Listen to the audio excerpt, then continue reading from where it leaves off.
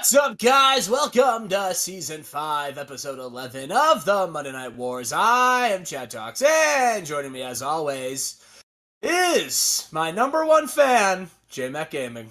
I'm your number one fan? Yes. Oh my god, I really thought I was going to be like top 6. I really thought I would be top 6, but top 1? Ooh. Top 1. Top 1. What happened to the other 5? You're right. Oh no. Oh, I'm the last one standing. I am the survivor of the Survivor Series. Exactly.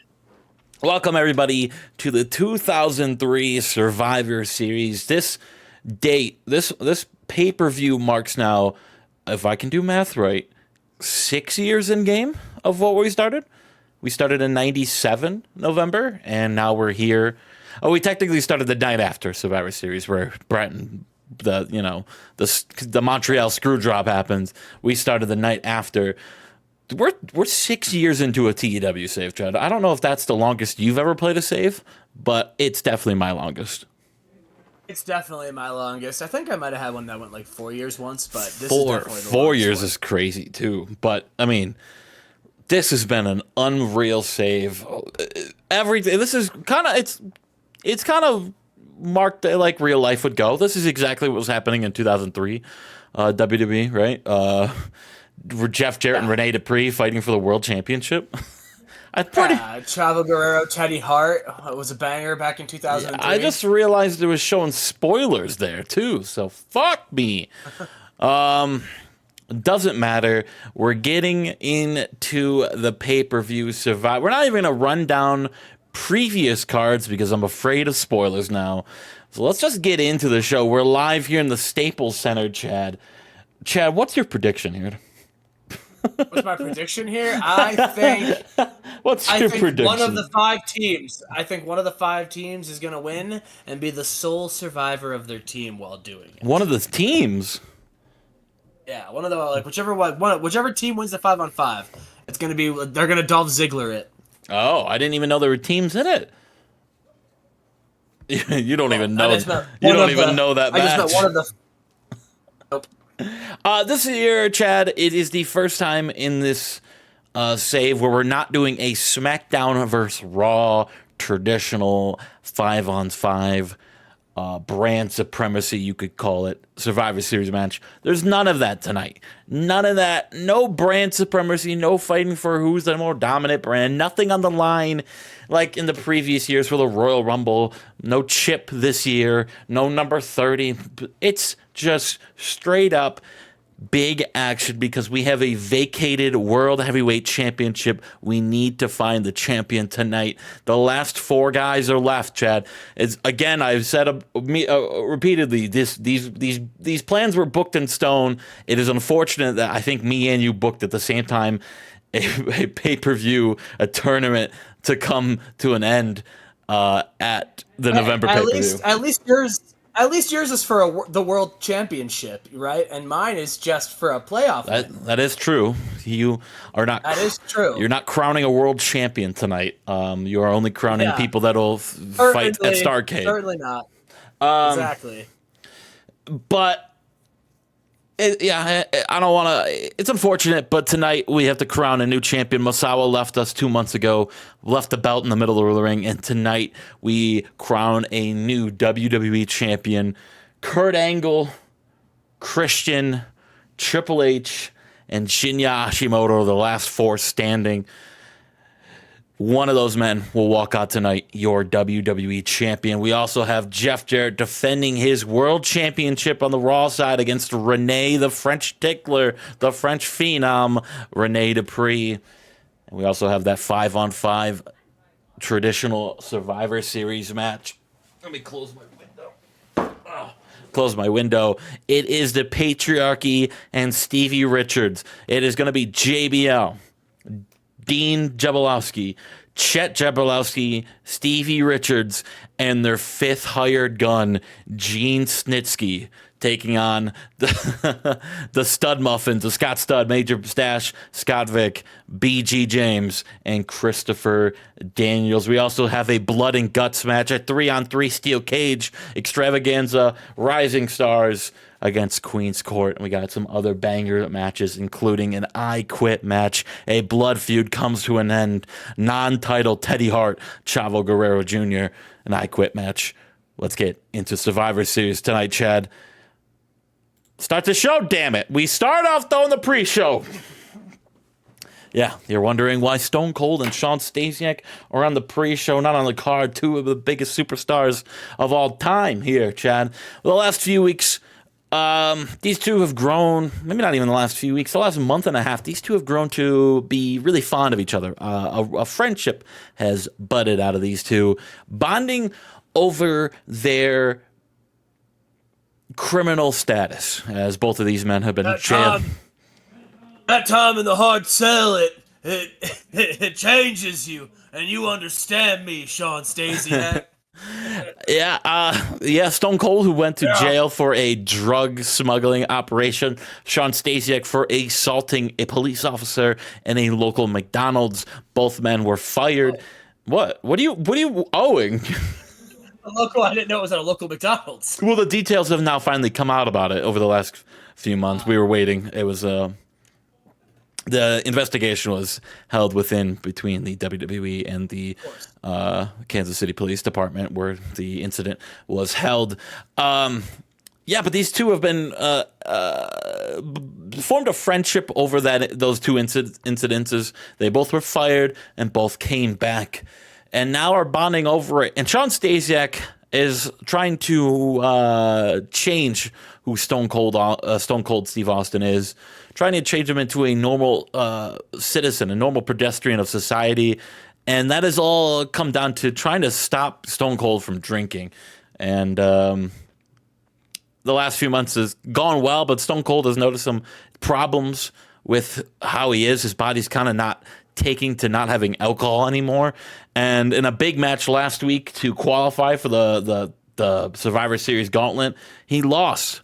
He lost to Christian Cage, and he blames it on the fact that he was not able to drink.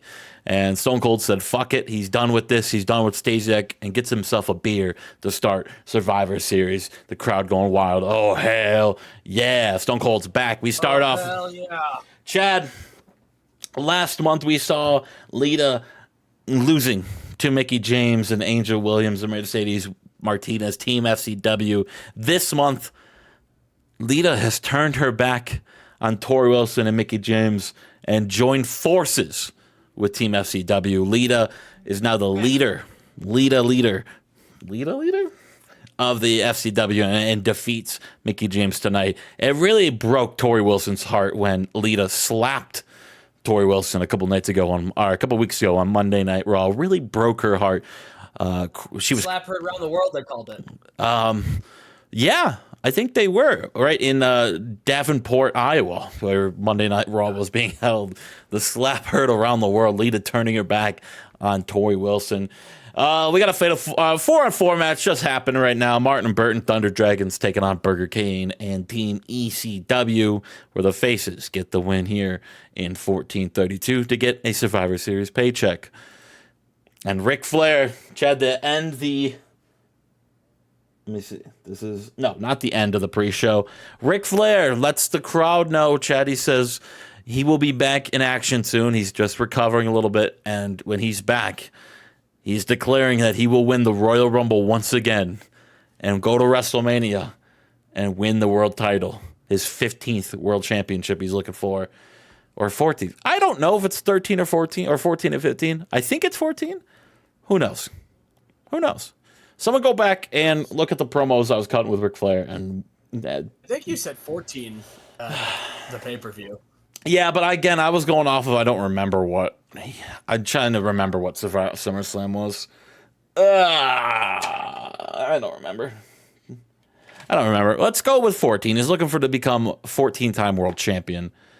15th time. I think it's 15. We're going with 15. Our last pre-show match, Orlando Jordan defeats Ian McGregor in 9:52 with the Black Ice.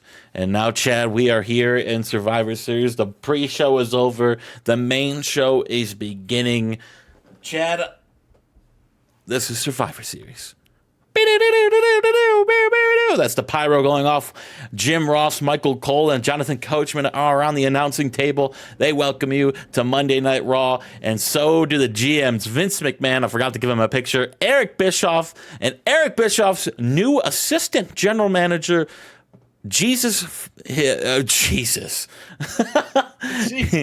He found... Glenn Jacobs, reformed Glenn Jacobs. I have to take The Undertaker off of him. The Undertaker was apparently here too. Glenn Jacobs looked good in this, Chad. I just wanted to meet my new boss. Hi, Glenn. I'm the dead man. Eric Bischoff, really just getting under Glenn Jacobs' skin, telling him just try to reform himself. And Glenn Jacobs went to church and found Jesus. That's where the Jesus reference was coming from, and has turned himself into Glenn Jacobs, a goody yes man under the tutelage of Eric Bischoff. We start off now, though, Christian Cage. It is the opening match of the Survivor Series Gauntlet World Title Eliminator Championship Contender finding out who's the champion tournament. That's a mouthful, but that's what we're calling it. Christian Cage, though, comes out with his patriarchy members, Dean and Chet Jablowski and JBL. Christian Cage has the chance, the opportunity to do the unthinkable, winning the WWE World Championship. He's taking on a man that knows a lot about being world champion. The only other member in this four guys that have been crowned a world champion, Triple H. Triple H, Christian Cage to open the night off, Chad. The winner of this will move on to the finals to take on the winner of Hashimoto and Kurt Angle. Chad, who do you got?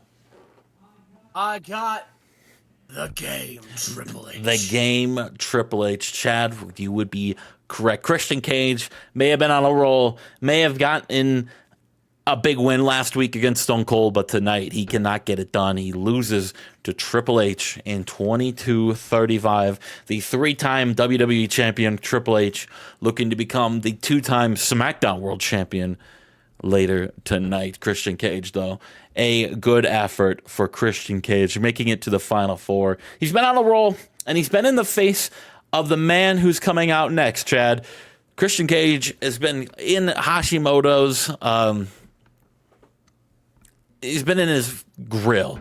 He's barking at him. They've got a little bit of a rivalry the last couple of weeks, where Christian Cage says, Masawa's not here to guard you anymore. You don't have it in you. You don't have world championship material in you like Christian Cage does. And Hashimoto and Jim Cornette, they don't care. Cornette doesn't give a fuck. He's just here to make sure his guy, his warrior, Shinya Hashimoto, comes out world champion. He is going to take on Triple H, or Kurt Angle, Chad. Kurt Angle coming out, running into Triple H. You know, these guys, Kurt Angle, Triple H, they've been watching the show. They've been friends. They've been rivals. But the last few months, man, they've been car mates. They've been road buddies. They've been hanging out, training. They've been together for the last 4 months. Could they run into each other in the main event? Triple H telling him before Kurt Angle makes his entrance, go get it done, kid. I'll see you in the finals. It's Hashimoto, and it's Kurt Angle, Chad. Who do you got? I've got Kurt Angle. I'm going to need you to explain why, Chad. And we're going to do this for every match. Give me your reasoning. Give me your reasoning. Because I think the story of these two friends fighting in the final is a good story. A nice, heartwarming story. It would be. And I look forward to the betrayal of one of them. Oh, shit. The betrayal, Chad. The betrayal. Well, betrayal was fully in form of this match, Chad. There was some betrayal in this match. Maybe not betrayal, but as Hashimoto hit his burning hammer finish on Kurt Angle, that little scumrag Christian Cage, did I not book it? Christian Cage interfering, distracting Hashimoto just enough for Hashimoto to chase him around the ring. He rolled back into the ring. Angle was back onto his feet. Angle slam Hashimoto and put him in the ankle lock. And Hashimoto had nothing to do besides tapping out. Kurt Angle wins this match and will take on Triple H in your main event tonight for the World Heavyweight or the WWE Championship, Chad. Kurt Angle, Triple H is your main event tonight. Hell yeah. Triple H also says hell yeah as he's backstage clapping for his friend Kurt Angle. He will face his friend in the main event later tonight. But next up we have we got tag team titles on the line, Chad. It's La Resistance taking on the Dudleys. It's going to be Sylvain Grenier and Robert Conway taking on Bubba Ray Dudley and Devon Dudley.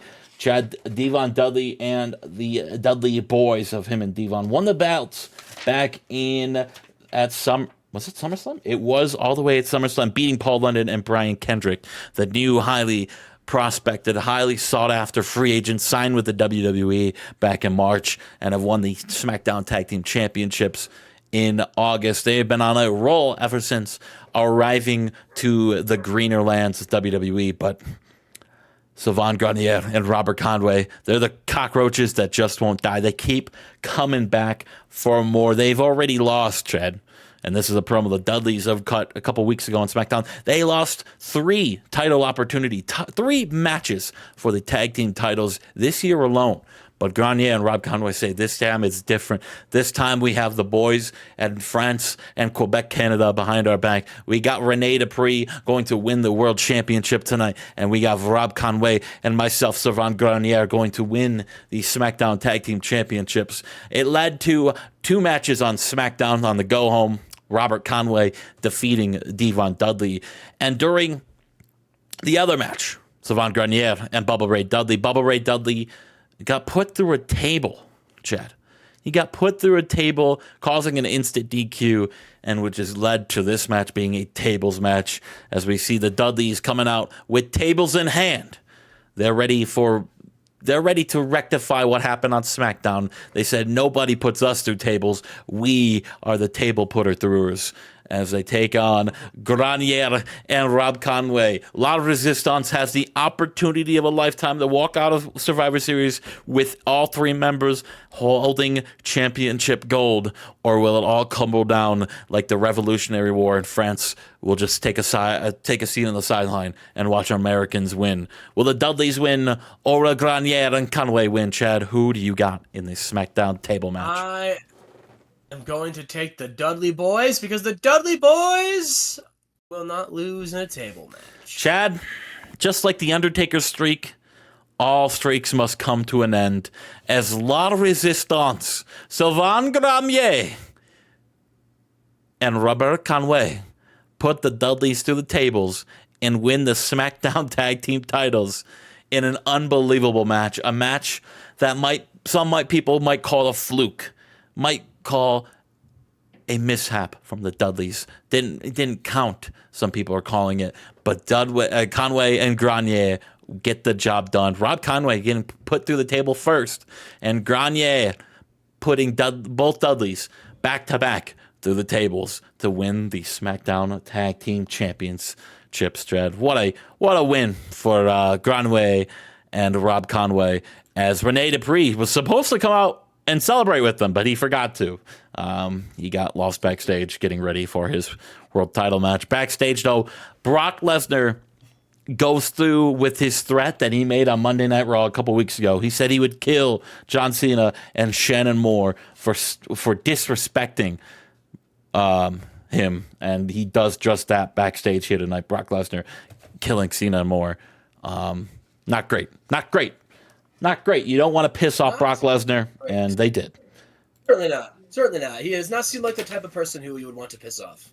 Speaking of trying to piss on, William Regal's coming on, chat. Wait, piss off. I didn't mean to say piss on. William Regal has had a little bit of a tiff with the man he is taking on up next, Latin Lover.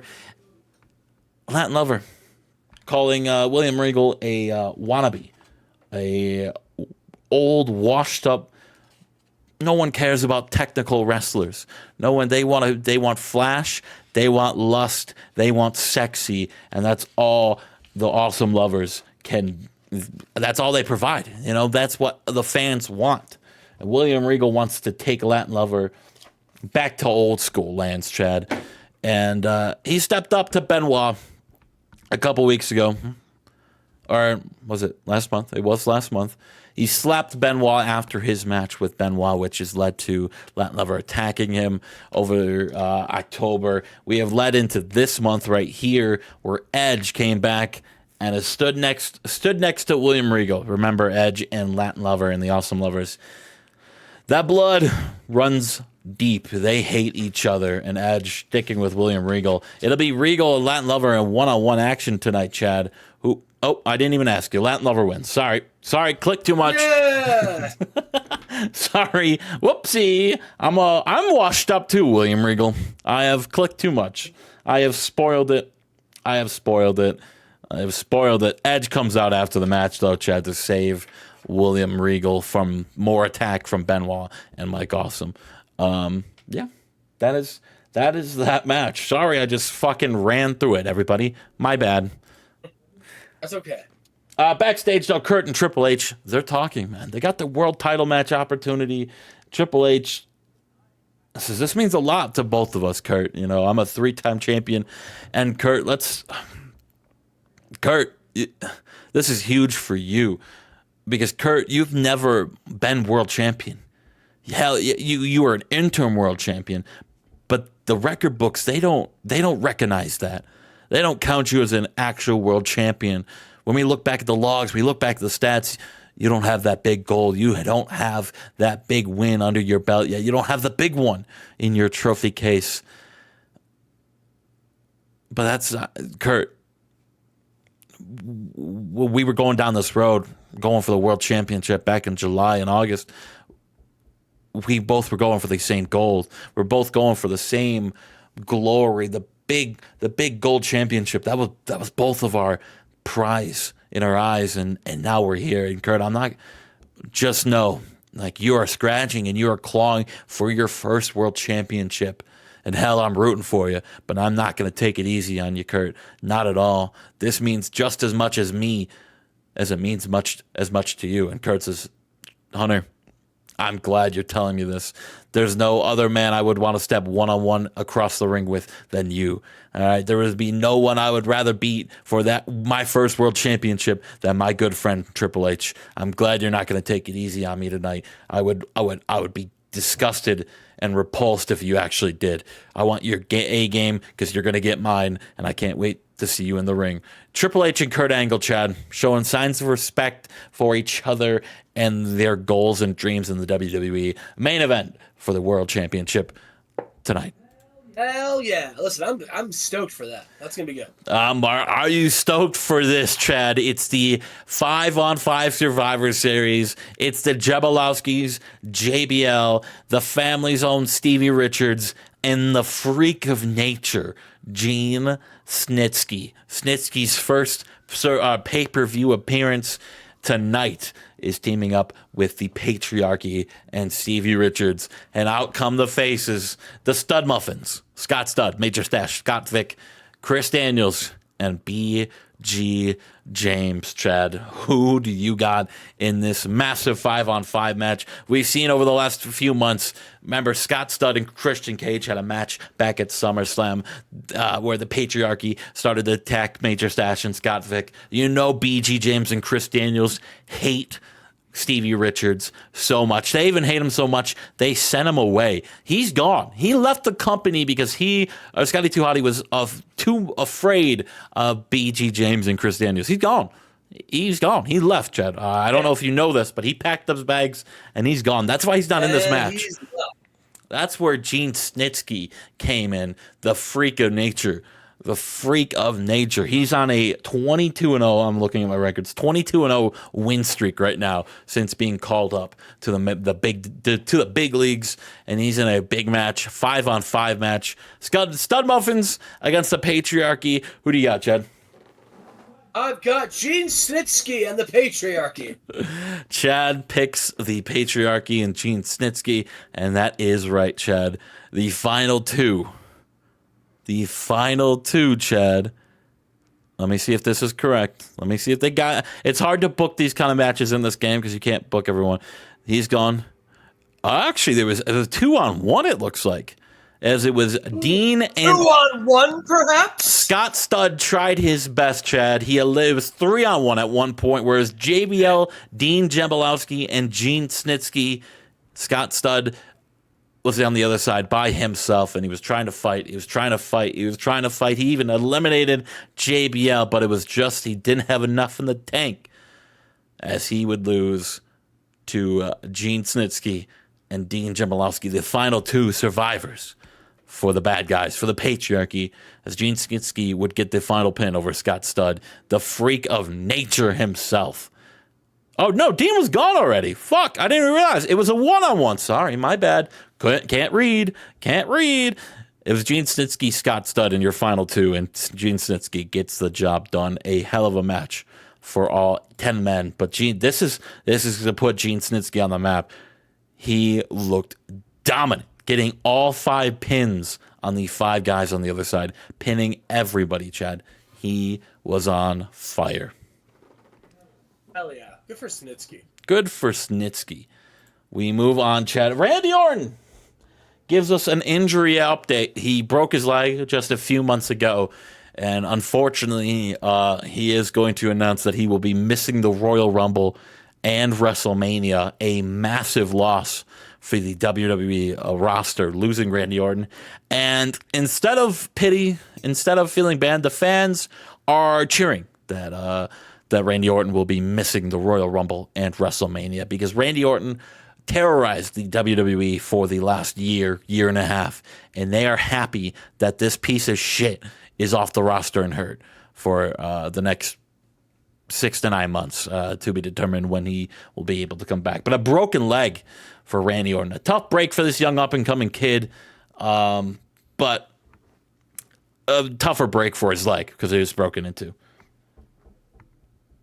We move on, Chad. That was good. That was a good one, Justin. Thanks. I appreciate that. Alex, right now, Chad, it's he's taking on a man tonight that has questioned and brought to light how true this guy's intentions really are. Alex Wright, a 2-time WWE champion, a man that people love, a guy that what's the word I'm looking for? I can't think of the word. But he left the other company for a green. He left the other company because they weren't using him properly, and he came in to WWE and became an instant fan favorite. Well, maybe he didn't, but he eventually turned into a fan favorite. Granted, he did kill his dad's career at WrestleMania, but still, he is now a megastar. He's one of the most over guys in WWE. He's a TV actor, a movie actor. He is Mr. Hollywood, Alex Wright. And that has led to someone questioning his intentions here, and that's Sean Morley, a man that is really, some people call evil, Chad. Some people would call him evil. As we saw at last month's pay-per-view, Judgment Day, Sean Morley choke out a member of he was not a member of the roster. He choked out Jerry Seinfeld. And when you lay your hands on a WWE guy or a member of your roster, that's fine. If you choke him out a little bit, so what? So what? You want me to roll the tape of him doing it backstage at All In? So what? He choked him out a little bit. But when you lay your hands on a guy who's not employed by the WWE, he's not a trained professional wrestler, when you lay your hands on a celebrity, a member of Hollywood, a member of elite status, you're really going to piss some people off. And that pissed off Alex Wright, who's worked with Jerry Seinfeld on the Seinfeld show. And Sean Morley is really questioned, are you just going to leave again? You want a match with me? Are you just going to leave right before and just say, whoopsie, scrap that match. I got to go film another movie. My heart is in the WWE. Where is your heart, Alex Wright? And Alex Wright says he grew up in the wrestling business. His dad, the man we just said he lost his career to his own son at WrestleMania, his dad was taking him around. He would travel and live with his dad in the ring at wrestling buildings all across Europe, the UK, Germany, all across Europe. Wrestling is Alex Wright. Alex Wright is wrestling. So what? He's taking a little couple side quests, Alex Wright would say. So what? I'm taking a couple side quests in Hollywood. I'm just elevating my status. I want to make sure my family, my kids, my wife don't ever have to lift a finger to live properly in this world. My bad. But when it comes down to the ring, I'm one of the greatest to ever do it. The Wright's name is one of the greatest family traditions in wrestling of all time. And when I come in the step in the ring with you, Sean Morley, you will find out that Hollywood and wrestling is my only true love. So Sean Morley, Alex Wright, Chad, who do you got? I've got Alex Wright. Because he's famous and Sean Morley isn't. Yeah, and that's not true. Sean Morley's pretty famous. Alex Wright, though, in 26-11, a back-and-forth match, a match where Sean Morley thought he put Alex Wright away, but Alex Wright kicked out at 2 multiple times. A match that had the fans on their feet the whole time, Alex Wright, though, proving that, like he said, wrestling is in his blood. Wrestling is Alex Wright. Alex Wright gets the job done with an STF, making Sean Morley tap out in the middle of the ring in 26-11. Chad, put your seatbelt on because this next segment is it's finally happening. Months ago, Stephanie McMahon was kidnapped on live television, and we have no idea what was going on. We have no idea about her whereabouts. We haven't heard or seen a thing 2 months after that until SummerSlam, where PJ Black got a mysterious note and a phone call. And over the last few months, SmackDowns and pay-per-views, he has tracked down that phone call. He has tracked down that address.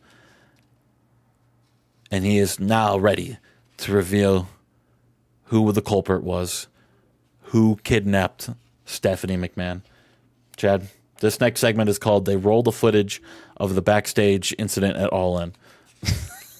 Nice. PJ Black and Mark Henry on the search for PJ Black's wife, Stephanie McMahon. They roll the footage. Chad, they roll the footage because a couple of SmackDowns ago, they found Stephanie, and instead of rescuing her, they left her there and put a camera up. So when the culprit, would come back and torment or whatever, keep Stephanie kidnapped for longer, they would actually have camera footage of who this was. Chad, I want to let you take a guess on who this was, Chad. I'm gonna guess Sylvester Stallone. Sylvester Stallone kidnapped Stephanie McMahon? Yeah. He's trying to get back in the industry. Okay. And thinks, hey, the best way to do that, kidnap Stephanie McMahon. Well, Chad, they roll the footage, and that person that kidnapped Stephanie McMahon was Shane McMahon. Dun, dun, dun! And PJ Black is pissed off. And Shane McMahon comes out. He says, this is bullshit. You were never good for my sister. I wanted to ruin you, PJ Black. You were never good for her. You were never good for her. You will never be good. You stay away from my sister. And the cops come out and they arrest Shane McMahon, Chad. They arrest that man for kidnapping PJ Black. Shane McMahon, who has been with PJ Black since the beginning, apparently fucking hated Mr. Black and said, and in a weird way of trying to get them to break up, kidnap Stephanie to ruin, maybe mentally and psychologically ruin PJ Black, and it may have done. We haven't seen him wrestle in almost a year now, and Jesus Christ, what is this? What is this going to turn into?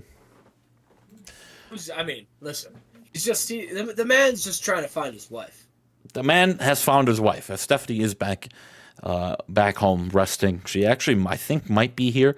We have hard to tell. I'm just Jim Ross on the announce table. But that son of a bitch. Shane McMahon. Chad, we move on to a rivalry that we know and love so well. It's blood and guts time. It's Queen's Court. Miko Satomura, Toshi Uematsu in China taking on Rising Suns, Kuti Suzuki, Manami Toyota, and Chigusa Nagayo. These four of these women had a tag team match at Judgment Day, which was won by China and Toshi Uematsu. But Nagayo and Toyota were not done with them. That was not the end of the feud, they said, and they want a steel cage, no running, no hiding, blood and guts time, Chad. 3-on-3, who do you got in this blood feud? I've got the Queen's Court. You got the Queen's Court getting, Chad, for the first time, China loses.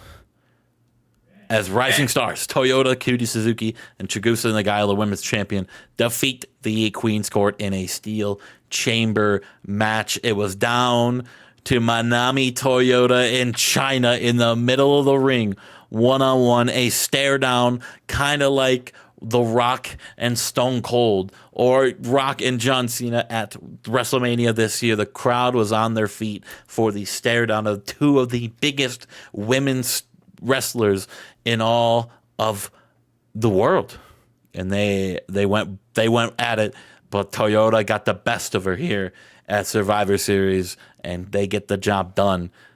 Kuti Suzuki has a strong connection with the young female demographic who really liked her winning. Well, you got it. You're welcome, guys. Everyone getting over a 68 or above besides Satomura, which that's fair. So everyone's cooking right now in the women's division. Everyone is cooking right now, Chad. The women's division is cooking. Speaking of cooking, Chad, Rene Dupree, Rob Conway, and Sylvain Grenier for France. It's the World Championship. It's Jeff Jarrett. And it's Rene Dupree up next. Chad, what has led to this match right here? What has led to this match? Well, Rene Dupree last month got the job done, defeating Satoshi Kojima in a one-on-one match. A hell of a match. Not his first big win, but his first major pay-per-view win one-on-one since being drafted to Monday Night Raw back in April. And that has led Rene Dupree, who said to himself that he's going to bet on himself. He knows the ability that he has. He's going to do it for France. He's going to do it for his friends. And he is going to do it for France. He said it twice. He loves France, Chad. He loves France. He loves it so much. He got a big win on the first episode of Raw in this month. He beat, who did he beat? El Hijo del Santo. Sorry I couldn't read my scribbles, which led to him calling out Jeff Jarrett. You know, he beat down Fry the month before. He beat Kojima, who said he was a world champion caliber guy. Rene Dupree really thinks he's that top dog. And Jeff Jarrett kind of laughed him off. He's like, the only thing France I respect are French fries. Like, he really doesn't give a shit about France or Rene Dupree. So Rene Dupree did the French tickler in front of him. And he said, how about that? Huh? How about that? How about that? He kept doing the French tickler. And Jeff Jarrett didn't know what the fuck was going on. And he talked to Vince. He said, I don't want to wrestle this lunatic. It was kind of coming off like a piece of shit, Jeff Jarrett was. Didn't want to bend. He doesn't like French people, apparently. And Vince said, no, he's the number one contender. You will be facing Rene Dupree at the World at Survivor Series and on our go home in Quebec City, Canada. And Rene Dupree's work hometown, I guess I'll just say his hometown. Rene Dupree signed the contract and put Jeff Jarrett through a table. That has given Rene Dupree all the love, and he's got the momentum, he's got the heart, he's got the fire in him right now. He's got the fans behind him. Rene Dupree, Jeff Jarrett for the World Championship, Chad. Who do you got? Jeff Jarrett. Why Jeff Jarrett, Chad? Because, well, he's Jeff. He's the CEO. CEO. And he's the CEO. And he's the CEO. And that's a lot of letters. Oh, and so you know, that is it. And Rene Dupree, you know what? Maybe he's just not ready yet, and that's okay. Well, Chad, this is his biggest match of all time, and I think you were right because he hits his what is his finisher? The fucking Dupree bomb. He hits the Dupree bomb. Instead of going to pin, the crowd is losing their mind, and he kind of hands it up to the crowd a little bit. This is his first big opportunity in the limelight, and I think he let it go to his head a little bit because the fans are cheering. Like you've been there before. Yeah, act like you've been there before is the big thing here. And he hasn't there, and he kind of let that opportunity, that moment get to his head because as he gets on the turnbuckle, he's like, yeah, he just hit his finish. He was going to go back, he gets back down to go over to the pin, and Jeff Jarrett just schoolboys him. 1, 2, 3, that's it. Don't look at the submission because I don't know how to, I thought I put it as fast count. Okay, whatever. Yeah, that was it. A schoolboy win. Rene Dupree had him beat. It felt like, but took too much time to ham it in with the crowd.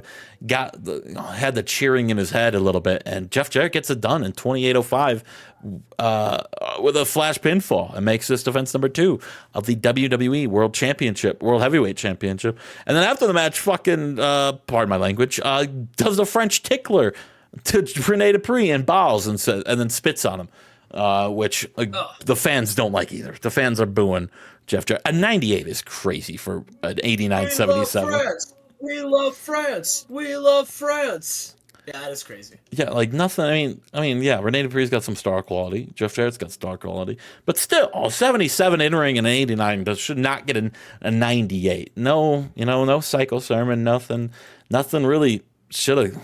I mean, the crowd's hot. Crowd is mega hot for this match. But I get it. A big win for Jeff Jarrett. But a good showing, and it really is a show to the crowd at least, that Rene Dupree can go and should be looked at as a main event guy from here on out. Maybe. He got a good program win over Kojima last month. Had Jeff Jarrett beat, just maybe in the future with a little bit more experience under his belt, would get the job done. Just would pin him after a finish instead of fucking saying hi to his mom and dad. Yeah, it's showboating. Yeah, can't showboat. Backstage, though, Vince McMahon he has to be held back because he is not. If you go back 4 months ago, 3 months ago, Vince and Shane were head of the charge on trying to find Stephanie. And this whole time, Shane McMahon was playing his dad. He was playing everyone. He was the reason Stephanie was gone. Vince had no idea. And now Vince wants to... You could honestly think Shane was probably...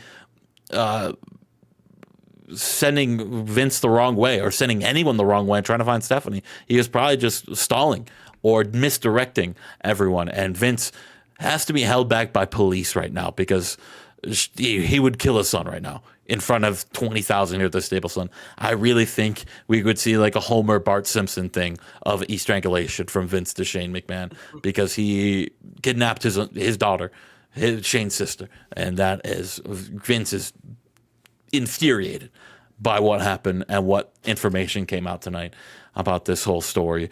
But we have to move on because we have a match here, Chad. It's our co-main. It is a blood feud. A match that has gone past just for a title. This is for people's lives, family legacy. This is Teddy Hart, Chavo Guerrero, an I Quit match, a match that has been decided. This is not. It's gone past the need for Teddy Hart's belt. Teddy Hart's Intercontinental Championship is not on the line in this match. Is an I Quit just for blood and family legacy and bragging rights. It's Teddy Hart. It's Chavo Guerrero. I don't know how much more I can say about this family rivalry that came to blows at our SummerSlam back in August, and now we are here. Chavo, I mean, Eddie Guerrero's been involved. We saw Bret Hart involved, Chad. We've seen everyone who needed to be involved, but it's one-on-one. Chad, who do you got in this I Quit match? I've got Teddy Hart. Actually, no, I lied. I'm going to go Chavo Guerrero. Ooh, the late switch up from Rooney. Will that cost him in the win-loss record? I think it being non-title is the reason why Chavo wins. Chad, well, these guys, they beat the piss out of each other. Pardon my language, but they beat the absolute piss out of each other, going all across the arena. Not only, just not the ring, the arena. They're backstage. They take Chavo throws Teddy Hart. Sorry, I got a burp coming through. Chavo throws Teddy Hart through the windshield of JBL's car, which is a customized 2003 Dodge Ram with horns on it. It's crazy.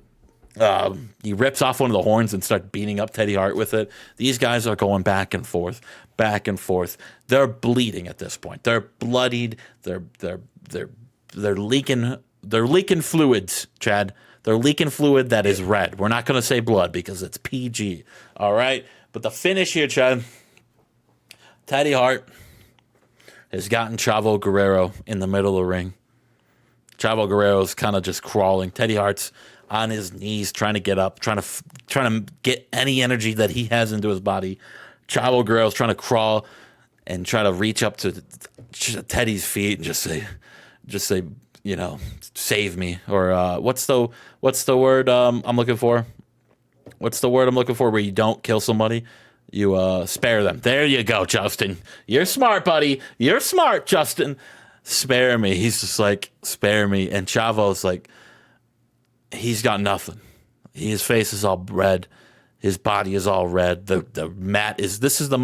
They're gonna go down in this match in history as the bloodiest match in WWE history as of to this date. And Teddy Hart, he's got his championship belt in his hand, Chad, and they're on the ramp at this point, and he's about to hit him. He's gonna hit him, and Chavo Guerrero blows Teddy Hart. Oh, damn! And Chavo, with a little bit of energy, gets up and motions to the entrance ramp. Come out. And out comes, Chad, a man we haven't seen before.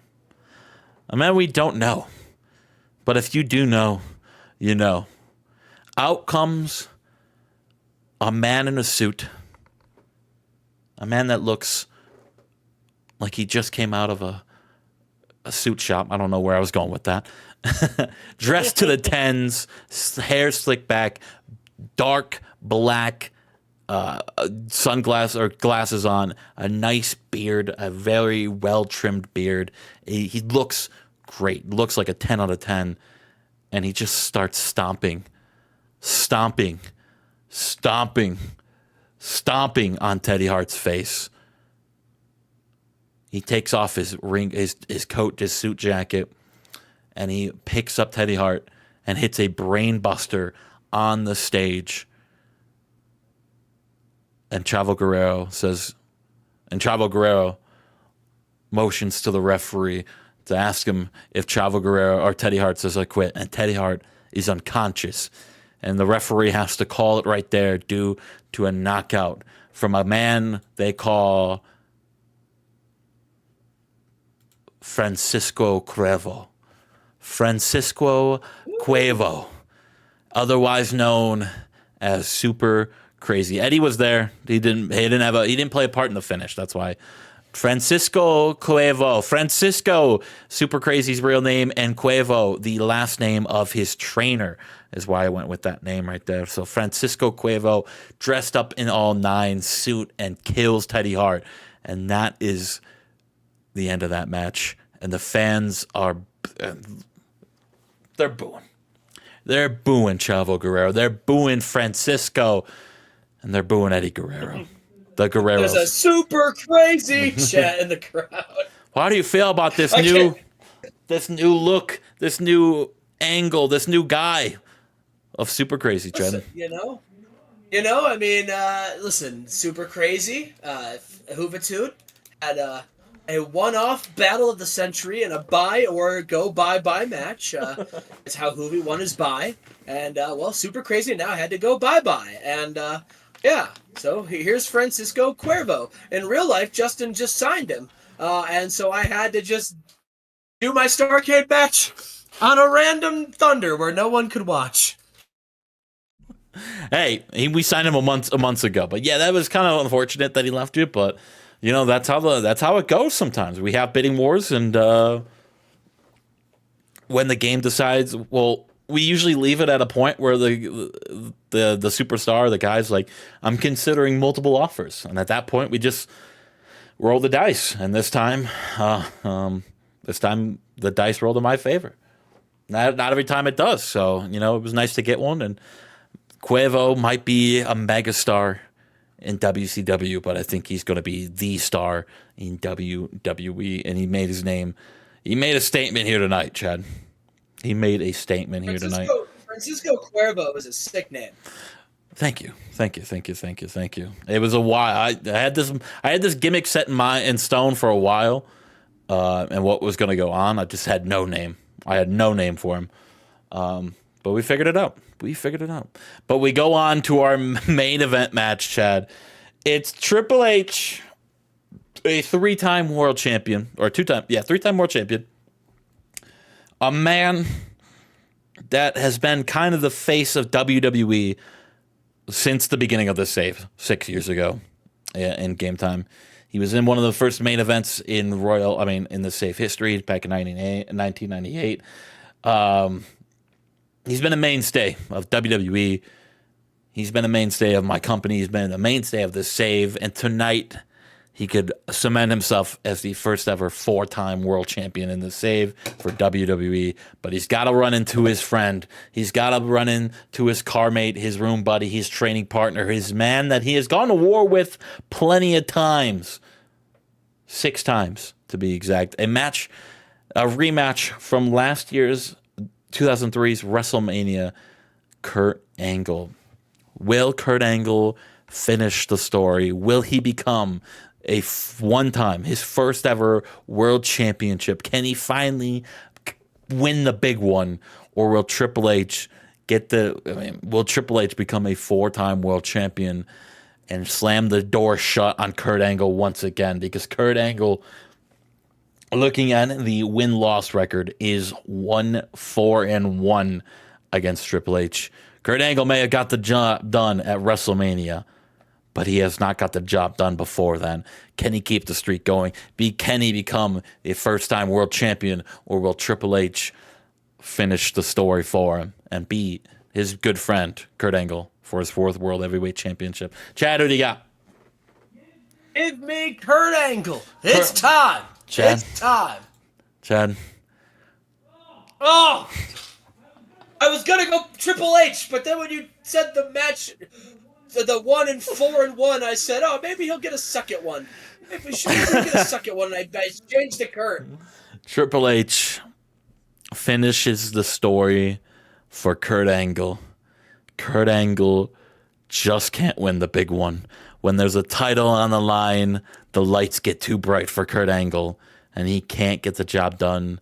The veteran experience of Triple H helps him get the job done, hitting the pedigree in 2940 to beat his good friend, Kurt Angle, in the middle of the ring. And they hug, and the story is complete to end Survivor Series. Triple H is your new world champion. Kurt Angle, he got so close, Chad. It was right there. It was right there. But he couldn't finish the story. That is your Survivor Series in 98. That is it. Oh, some good guys won tonight, Chad. Yeah. It was not Cheers for the good guys. Cheers for the good guys. 2 of them. What do you mean 2 of them? 2 good guys won. Triple H is a good guy. That was a face guy. That was a face versus face match. They're good friends. Rising Stars won. Alex Wright won. Kurt Angle and I guess, yeah, doesn't matter. We'll see for fucking World War III playoff finale. Who will? I mean, you guys don't know who made it out of the tournament brackets. Who are the final 4 contestants in the Nitro and Thunder? Who will walk to World War III and walk up #1 contenders for Starrcade? Who will walk in? Hey, I was finishing my speech. Who will walk in for the Nitro side and be able to fight Rob Van Dam for the World Heavyweight Championship? Who will walk in out of the Nitro side and walk out to fight The Rock for the Universal Championship at Starrcade 2003. A lot of answers need to be answered. A lot of questions need to be answered. A lot of matches need to happen. Chad, what were you going to say? You took the words right out of my mouth. Sorry, I was mid thing. I had it right in my mind. I was just gonna let me roll with it. My bad. I didn't mean to cut you off. I was gonna say, this may not be for a championship, but it's for Starrcade implications, which is just as important. That's the mania. This is the most important it could ever get, Chad. The first match of Starrcade will be announced. Yeah, we will know what Starrcade is going to look like somewhat after World War III. We'll see you there. Boop. All right, everybody, we are here at World War III. The playoffs are here, Justin. We're going to find out who is going to Starrcade. Yeah, that is true. We have, technically, 6 people left, I think, correct? Yes. Mishapping booking has led to 4 people being alive still on the Nitro side, and 2 people are on the Thunder side. Well, I won't spoil who is in what position, who's left, who's alive, whatever, but it is fun to go back and look at some previous World War IIIs, which were always headlined by the 3-ring 60-man World War III match. The winner would go on to Starrcade, but just like Survivor Series, getting rid of the brand supremacy 5-on-5 match, World War III and Chad have gone a different route with the playoff system instead. We can go back and look at some previous World War IIIs, though, for fun, because it's always fun to see what happened at former WCW events, which includes 1999's World War III in Memphis, Tennessee, starting and opening with Chef Psychosis beating El Hijo del Santo. That is a match right there. Chad, I remember you brought in Del Santo, and you said this was the game changer. This was going to be the piece that brought me to the promised land, and then you didn't do anything with him. You lost in the Universal Championship match to Psychosis. And then then what? and then didn't really do much after that. So it was an interesting. What is his WCW record? I don't know why we're going on a tangent about Del Santo, but it's someone I like looking at for you. He went 14-14. That's 50-50 booking, baby. He did go on a massive losing streak. His last win was against Conan in May 2000 and the pre-show. Wow, Conan. Oof. Never got another title shot. Did Del Santo. So he came in, fought for the world title immediately, and then never got another shot at any other title. Oh, he actually wrestled for the hardcore title, sorry. And the cruiserweight title. I didn't see those 2 up there. My bad. I don't count the global title. I don't count that. That's not a... But regardless, Del Santo and Psychosis, we saw Regal and Alex Wright over TCP, Bret Hart over Kurt Hennig. Scott Hall defeats his best friend Kevin Nash. Chris Jericho over Sylvester Stallone. Raven beating Goldberg by countout, which was not his first loss, but close to. Right? Was that his first loss? I don't think so. Oh, man, that's... I don't know. Goldberg. Nope. Bash of the Beach 99. He lost to Scott Steiner for the belt. And then Steiner, speaking of Steiner, won the World War III match right there where he went in and beat Psychosis at Starrcade. Regal and Lodi, Joe over Ahmed. Syndicate over Too Cool. DDP and Sting. AJ over Juventud, Hogan over Mick Foley, Jericho over Goldberg 0-2 in World War III's, Outsiders over the Steiners, and RVD won the Battle Royal, the World War III match. 2001 was an interesting one where ideas were coming into place where Chris Harris was almost guaranteed the NXT Tough Enough win. Debbie over Beth Phoenix. We had Bret Hart over Eddie Colon. Yeah, Eddie Colon. What could have been for Eddie Colon here in WCW. Juventud and Ultimo Dragon Goldberg over Jericho, Shawn Michaels over Sting in a classic one-on-one match, a unbelievable match that was. And Chase Tatum coming in his debut match and winning World War III. I don't know if Chad has regrets about that one, but Chad, how do you feel about that win right there? Oh, I don't regret that at all. It was a fun moment. That was a fun moment for sure. CM Punk retained the TV title last year. Giant Singh over Sean O'Haire. Bobby Roode and Nora Greenwald over Minoru Suzuki and Wendy. Forgot about that. Matt Hardy got a doctor's note, so he didn't have to fight Taz. Nicole Bass and Toyota defeat Trish Stratus and Debbie Malenko. Hart Brothers over Hoovy and Super Crazy. Shawn Michaels over Shane Helms for the World Heavyweight Championship.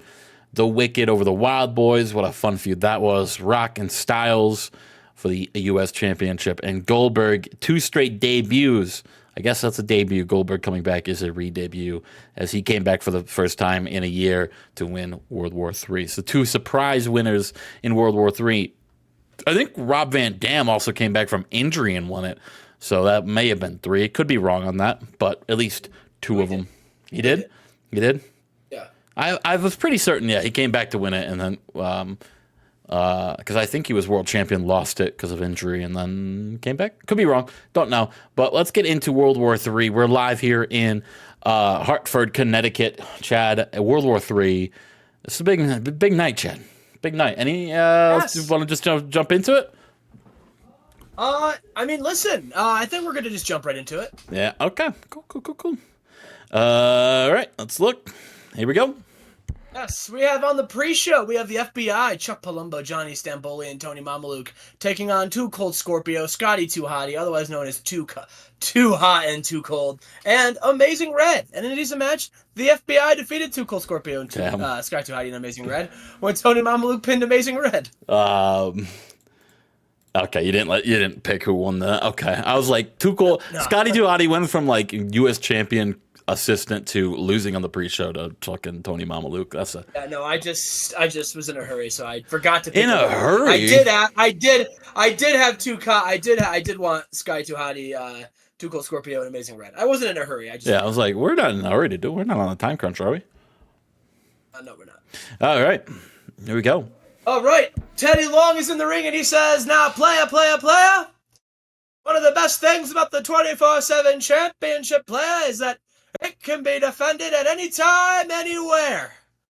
And so, me and the understudy, we are going to have a front row seat for this next match, just in case."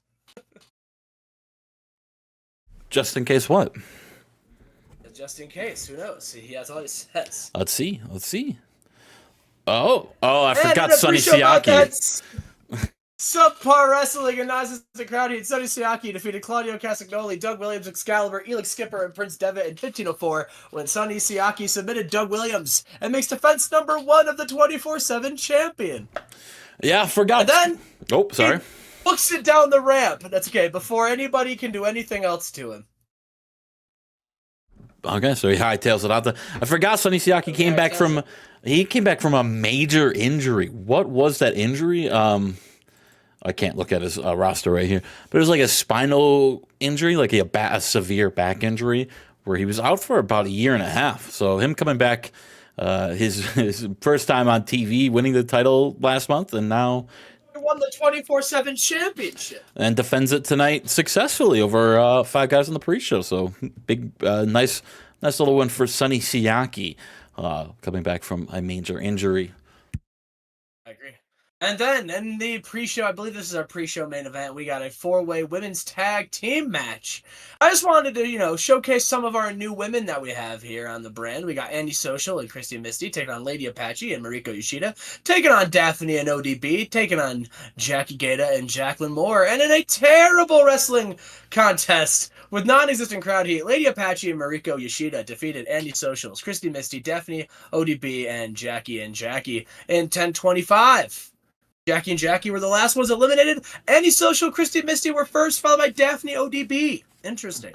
Yeah. I mean, like, Mariko Yoshida and Lady Apache, in terms of in this game right now, are probably the only 2 successful and maybe not successful, but women that have actual accolades behind them.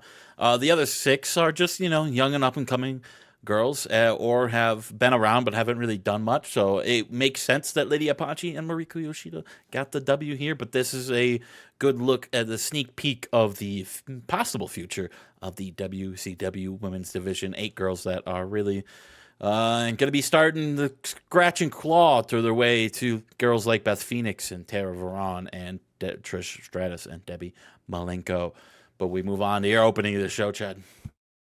Yes, so Ted DiBiase comes out to start the show, and he has, Justin, the World Heavyweight Championship. Why the fuck does he have the World Heavyweight Championship, man? He comes down to the ring, and he has a microphone, and he says, well, some of you may have noticed that I am not the World Heavyweight Champion, and yet I have a belt.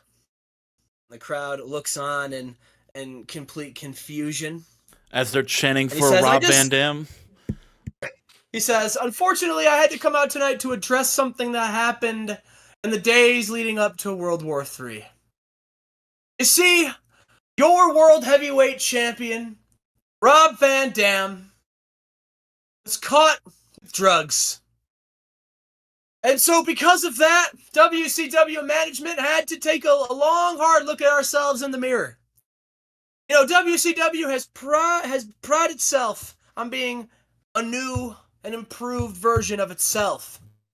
This company is starting to build traction upwards from the mediocrity we once stood. And you know, with that being said, WCW deserves a champion that can be held with that much respect and caliber. Something that this brand, this company, but more importantly, you fans deserve.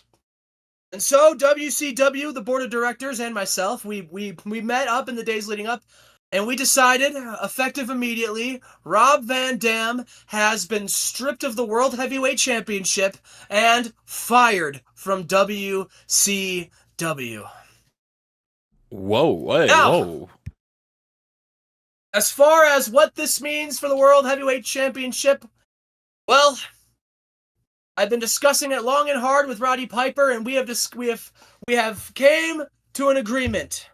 You see, and then Paul Heyman's music hits, and he comes down to the ring and he says, "Ladies and gentlemen, my name is Paul Heyman, and I am the greatest manager in the history of professional wrestling. And I've come out today to speak on behalf of the Paul Heyman guys. Now, I am not gonna sit up here and say Rob Van Dam didn't deserve to be fired. Well, Rob Van Dam let all of you down. He let all of WCW down, and more importantly, and I truly mean most importantly, Rob Van Dam let the Paul Heyman guys and myself down. That belt belongs to the Paul Heyman guys, and Mr. DiBiase, I have advised you to do the right thing. You've had a tremendous tournament where the winner of the tournament will go on to face the champion of their brand in the main event of Starrcade. And it wouldn't be fair to the integrity of this tournament to do anything else than to see it through and have the winner take on the rightful World Heavyweight Champion, which should be a Paul Heyman guy. So, Ted, I look forward to seeing the tournament, but I must now at this time demand that you return the property of the Paul Heyman guys to its rightful owner, the World Heavyweight Championship. And Ted DiBiase, he says, Paul, I'm glad you're here, actually, and listen, I know you feel very strongly about this World Heavyweight Championship, and you feel very strongly about your little team you have there. And luckily for you, I'm about to answer what we're about to do involving this tournament tonight and the future of the World Heavyweight Championship. So, without further ado, can Roddy Piper please come out so we can make our announcement? And then The Rock's music hits. If you smell what The Rock is cooking. And The Rock comes out and he's looking around and he says, "Finally, the people's champ has come back to Hartford, Connecticut." The fans boo The Rock because they don't like him because he's a little dick. And he says, "The Rock knows what's going on here. The Rock knows what is going on, Ted. You see, Ted, you said tonight is about the playoff.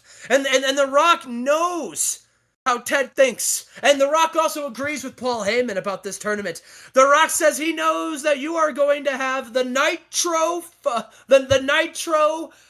World Heavyweight Championship match. The Rock knows you're going to make the entire belt, this entire tournament, about the World Heavyweight Championship. The Rock knows that because The Rock knows that the people need a world champion that they can be proud of. The Rock understands that, and so The Rock wanted to come out here, Ted, and firmly endorse his support for this decision. You see, The Rock agrees that this tournament that you're about to say will be for the World Heavyweight Championship. The Rock supports that. And because The Rock agrees with that and The Rock can't wait to watch it from the comfort of his private jet, The Rock sees no reason to be here anymore. Obviously, The Rock has nothing to do with this situation anymore. The tournament will not have anything to do with The Rock. And so with that, I will allow the people to have their tournament, and the people's champ, The Rock, will leave. Everybody have a lovely time. I wish I could say it's been fun being in Hartford, Connecticut, but The Rock has hated every second. But The Rock says you're welcome to the people. And then as The Rock is literally getting ready to leave, Roddy Piper's music hits and he says, "Rock, rock, rock, not so fast." You see, you two really need to learn some respect and not cut off your general manager, because Ted DiBiase tried to say 2 times now what we're going to do tonight. You see, me and Ted, we spent long, hard conversations. And you know what, Rock? We agree with you that the people deserve to have a world heavyweight champion that they can be proud of. But Paul, we also agree that, this tournament has been built on deciding the main event of Starrcade and who will face those champions. And even though we don't have a world heavyweight champion, we do have a universal champion. And so, me and Ted have went back and forth on this decision, and we have decided that tonight we will have the playoff tournament, and the winner of the tournament will go on to Starrcade to main event and take on the champion, The Rock, if a Thunder participant wins the tournament. Because if a Nitro wrestler wins the tournament, they will go on to the main event at Starrcade as World Heavyweight Champion, and everyone loses it. Tonight, if a Nitro person wins, they're walking away with the World Heavyweight Championship, and if the Thunder wrestler wins, they punch their ticket to the guaranteed main event at Starrcade. And The Rock, he says, Roddy Piper, Ted DiBiase, listen, I think that is a load of crap. The Rock, why do we need to have a tournament to face The Rock? Quite frankly, no one in this tournament is worthy of The Rock's time, and The Rock was going to give you an opportunity to get out of this situation, but clearly you two just don't know what's going on. The Rock knows what he's talking about. These people don't deserve this treatment. And Roddy Piper says, "You know what, Rock, I agree with you. These people don't deserve this treatment of listening to you talk anymore. These people deserve to see some wrestling. And Rock, you also said that these people deserve a champion they can be proud of, and I agree with you. So that's why tonight, Rock, I hope you have your ring gear under those clothes you're wearing, because not only are you not going home, but you are going to defend the Universal Championship tonight in People's Family Rules. And Brock, that match is right now. You will defend the belt against this man." And then Rikishi's music hits. A man who has had his entire family life ripped apart at the hands of The Rock. And now tonight they will go one-on-one. People's Family Rules, Justin. Big announcement for the tournament, too. So is Rock heel now? Rock has been heel for Oh man, I feel like I ask that every other month, and it's like he's face or he's tweener. He's a bad guy who's like still trying. He's still like calling himself a babyface though. Like everything he does because he does it for the people, but he's a bad guy. Okay, all right. So So if the Nitro guy wins, he's world heavyweight champion. A huge thing. You go out in the playoff and you come out a world heavyweight champion. On the Thunder side, you get an opportunity to fight for a world Main title. event Starcade. That Yeah. seems seems lopsided in favor of the Nitro side there. More to fight for on the Nitro side, I would assume. But it is what it is because I mean the circumstances were Rob Van Dam once again failing everybody. This is his what third or fourth offense of drugs or illegal steroids. So something had to be done, and Chad finally bit the bullet. He finally said, I can't let this, I can't be the Tony Khan of this save. I can't just let people continue to walk over me. And he let RVD go. He did. Damn right. All right, we move on though, and that's going on right now. Oh yeah, I forgot that match was going on right now. Our opening contest, it's Extreme Rules, but it's People's Family Rules tonight, and about that fantastic heat and great wrestling, The Rock defeats Rikishi after Umaga came in and attacked Rikishi, and The Rock was able to win him by submission. He put him in the People's Leg Lock and faced defense number 13. The sharpshooter, brother. His big fucking sharpshooter. Right? That's what he has a new finishing move now, Justin. This is a new version of The Rock. It's not a leg lock either. It's he calls it the People's Armbar, and he does an armbar. Kishi, you jobbing out to the armbar, you're done, brother. You're done. You're done, Kishi. You're done. See you. As we move on to our second contest, Justin, Minoru Suzuki and Masahiro Chono, they won an opportunity at the Tag Team Championships, and then, of course, Justin, they won. And Suzuki and Chono won and became Tag Team Champions. They were the Tag Team and the Trios Champions. And Big Show and Billy, they won a rematch, an opportunity to rematch, and tonight, we'll get that rematch. We got Big Show and Billy taking on Suzuki and Chono. Big Show has been visibly annoyed in the weeks leading up to this match. Of course, he did get injured, and ever since they've been injured, things have been downhill for them. They have not. It just seems like things have not been clicking with this team. After they lost the belts. Well, it's only been 3 weeks, and if he's injured and after that, you only can blame yourself for being injured. That's no one else's fault, Big Show. So if you're going to blame someone else, blame yourself. Blame your health. Blame the person that hurt you. Don't blame Billy. Billy's trying his hardest to make this team work, and you're just a big idiot, Big Show, that hurt himself and just can't get the job done since. I'm going Chono and Suzuki. I think Big Show's injury to himself is going to be the self-implosion of Big Show's mental health, and he's going to snap because of it. Nice. Well, let's go on to that match. It is next, and we can find out. And about that fantastic heat and great wrestling, the Big Guns defeated Chono and Suzuki when Big Show pinned Minoru Suzuki with a choke slam and they win the Nitro Tag Team Championships.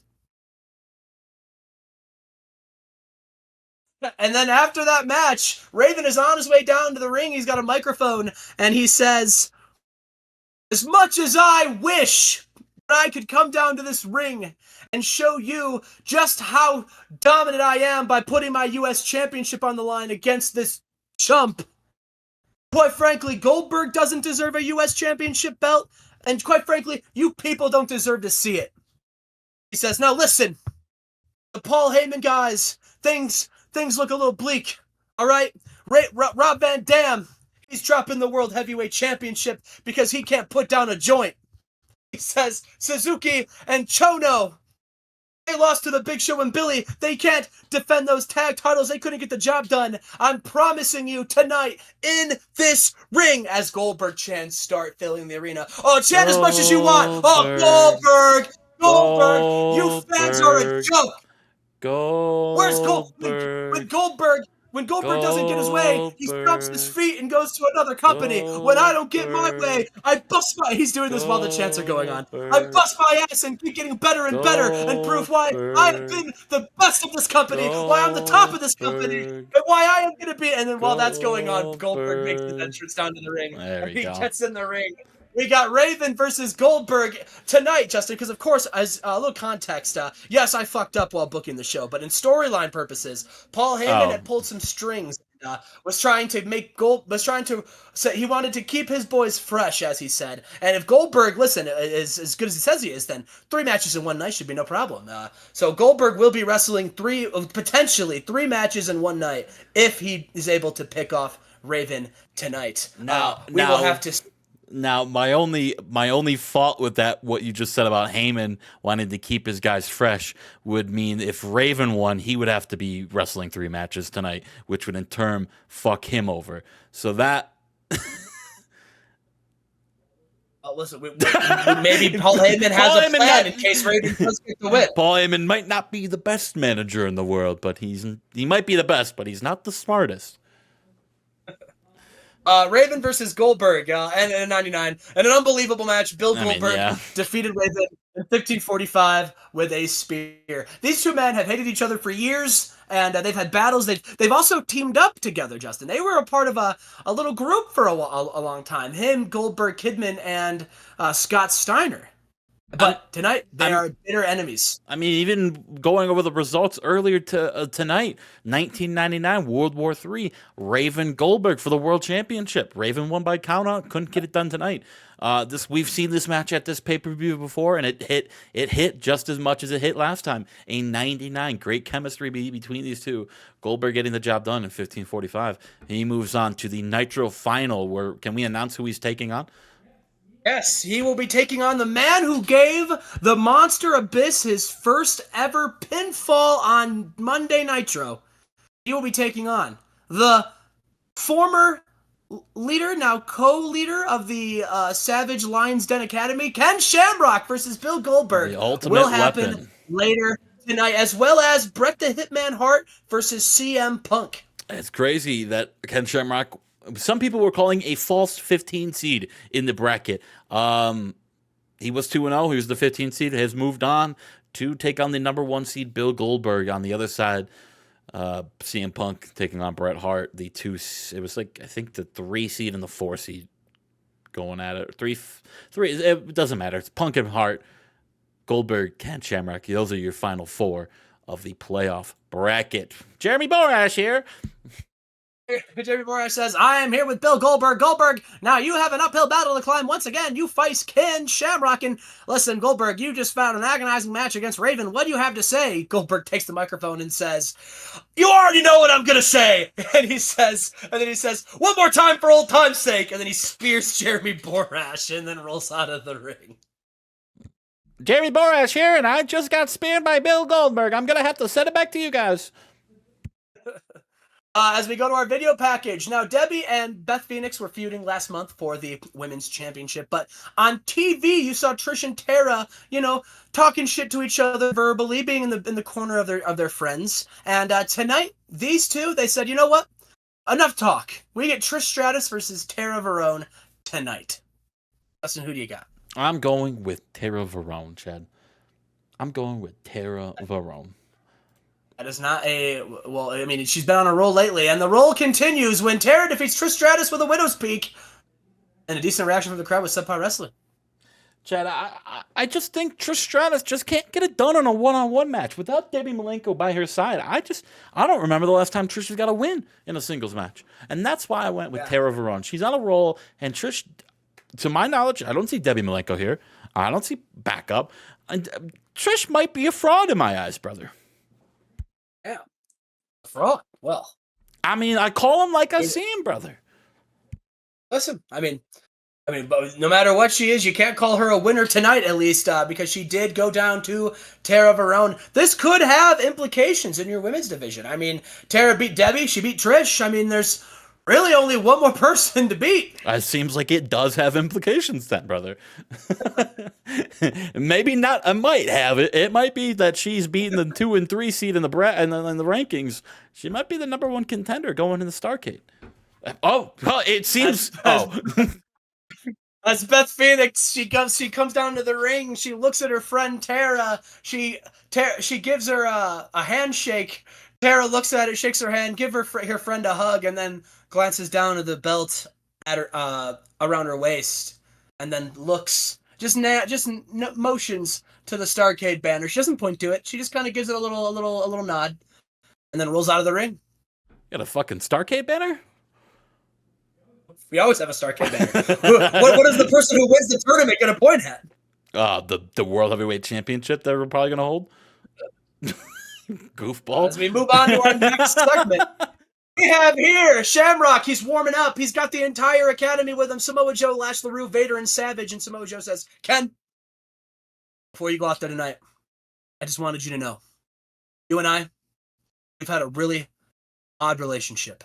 You know, you and I, we fought for the Universal Championship a few years ago. We've been bitter enemies.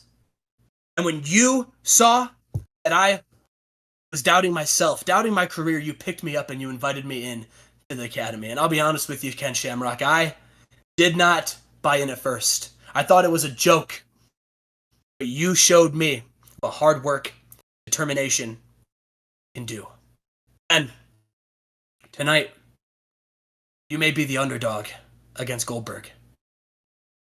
But you're only the underdog to the people who don't watch the TV show. Because anybody who watches this show, anybody who sees you night in and night out busting your ass knows you're no underdog. 15 seed my ass. Ken Shamrock, you are going to go down to this ring. You're going to stand Goldberg in the eyes. And you're going to beat him. And then you're going to go wrestle Bret Hart or CM Punk, and you're going to beat them too, and you are going to become World Heavyweight Champion. And Randy Savage said, ooh, yeah. Well, Samoa Joe, I will counter argue your argument there. If they were watching TV, they would know that he would be an underdog, because out of all 32 people that made the bracket, he wrestled the least on TV, so they also wouldn't know that he would be the non-underdog. So, Samoa Joe, were you watching the product, buddy? But I understand what he was saying. Ken Shamrock is the ultimate underdog against... I mean, I feel like anyone is the ultimate underdog against Bill Goldberg. I mean, the man is a freak. He doesn't lose. Ken Shamrock. He did just wrestle a 20-minute match with Raven, though. That's true. Imagine Goldberg wrestling 70 minutes in one night. Holy shit. Oh my God. Oh, speak. Yes, we got here a little video package. Is that the Kiss Demon? The weeks leading up, the Vampires have recruited a new member to their group named his name is Fang, and they have been causing a muck backstage and in their matches. They've been cheating and just being flat out villains. And of course, the superhero team of the Just Us League, Hurricane, Super Eric, and Shark Boy, they have been trying to defeat these evildoers. But there's another layer here, because Rain, who is a member of the Vampires, has been feuding with Nora Greenwald. Nora has been just... I think Rain has been just jealous of Nora and her popularity with the fans, but also she caught the eye of one Shane Helms. They went on a date a couple weeks ago, and the Vampires trashed the date, and they've just been feuding. And so Shane Helms, he told Nora, "Don't worry, you know what? I have a friend who I think can help." And so the Hurricane has been helping Nora Greenwald in her battle against Rain and the Vampires. And finally, the Hurricane said, "I'm gonna put an end to this villainy once and for all at World War III. I'm challenging Gangrel, and it's Hurricane versus Gangrel tonight." I thought we were about to get a 4-on-4 match. I had an idea that you could have brought up, but never mind. We'll keep the idea off screen. I'm sure you already have it in mind, but I will say. I think we're on the same page. I think. Yeah. Right. I think so. We'll talk off air, but I think we are. You're putting Gangrel in action instead of Fang, brother? His big debut. Oh! And in a decent match, Gangrel defeats the Hurricane using a foreign object. That foreign object was Fang's fangs. And during the match, Rain distracted Hurricane. How the mighty have fallen. The Hurricane losing to Shawn Michaels last year for the world title. Gangrel has been moving up the ranks, and the eyes of the fans, he was well known. This could be the big. You gotta stop going off of that, brother. So he truly is an evil, dastardly villain. I mean, what good is a hero if you don't have a good villain to fight? Goddamn barbarian is well known in this game on your roster. You got to stop going off. No, he is not anymore. He was for like a week, and then they lost. The game doesn't know what the hell's going on with those. I don't trust the game sense of who is a major star and who is recognizable. Sorry. Gangrel has a big win against the Hurricane tonight. That is a big win. Hurricane going from world title loss to losing to Gangrel here at the World War III. Oh, I'm Jeremy Borash. I'm still hurt. AJ Styles. Jeremy Borash is like, I am here in a full body cast in a wheelchair, but I have been brought out of the trainer's room because AJ Styles has demanded something to say. And AJ Styles says, first of all, I just want to say that tonight this tournament is 100% a joke. This entire thing is a sham because the phenomenal one, AJ Styles, was not here to compete. He says, I am sick and tired of Bret Hart telling me that I'm not a locker room leader. I'm AJ damn Styles. I'm a former Universal Champion. I'm the best Cruiserweight Champion of all time. And damn it, every time this company needs somebody to come out here and put on a banger match, I'm that guy. Bret, I want to let you know, I'll be watching this match carefully. And listen, I hope you beat CM Punk. I hope you beat CM Punk. And you know what? I hope you win the whole damn tournament. Because then, when you're at the top of the mountain, I'll be right up there, climb it, take you out.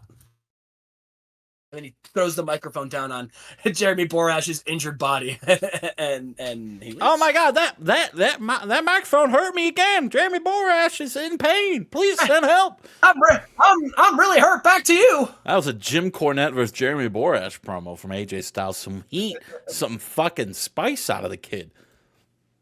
Yeah. As we have here, CM Punk and Bret the Hitman Hart. The winner of this match will go on to the finals of the playoff. CM Punk has had one goal in mind since coming up to this tournament, and it was get the best seating possible so he could have the best chance at taking on The Rock at Starrcade. The Bret Hart has wanted to prove one thing, and that was to show that he is still the best there is, the best there was, and the best there ever will be. He has had his issues with The Rock as well. The Bret Hart looked like he had The Rock's number, but The Rock was able to use his family to turn the tide. Both these men want another opportunity at that belt, but they have to beat the other one to get to it. We have CM Punk versus Bret Hart next. Justin, who do you got? Oh man, I'm flip-flopping back and forth. Who do I got? I have is a different answer than who do I want. There's two different things, man. Bret is still that man. I think he's the best. He's the best wrestler all around on your roster. I hate to say it over The Rock, but he is a better wrestler than The Rock. Are you talking Southern? But he got screwed last time. And so part of me wants to see Bret Hart, without getting screwed, take on The Rock. But CM Punk, and on the other end, CM Punk is the future of WCW. Yeah, but he also had that opportunity to face Rock, and he just couldn't get it done back in May and June, whatever month that was. So it's kind of like, who do I want to see dethrone The Rock? Do I want to see the future, or do I want to see the past defeat the present? And I'm gonna let you decide for me, Chad. Let's get into that match right here. Yes. This match, I mean, was exactly what you expected it to be. Two of the best in the game today going at it. These two men, they put on a technical masterclass. CM Punk put Bret Hart in the Anaconda Vice, and we thought that was it, but Bret Hart was able to claw himself, or he was able to just weasel his way out of it, and then he was able to get to his feet, and they went back and forth. CM Punk put him in a GTS. Bret Hart gets out of it, and then is able to use his grappling skills to not only counter it, but then grab CM Punk by the legs, and put him in a sharpshooter. And and while this was happening, there was earlier in the match, there was an exposed turnbuckle because CM Punk, in a moment of frustration, untied the turnbuckle stat. But then thought better of it. He said, "You know what? I don't need to do this way."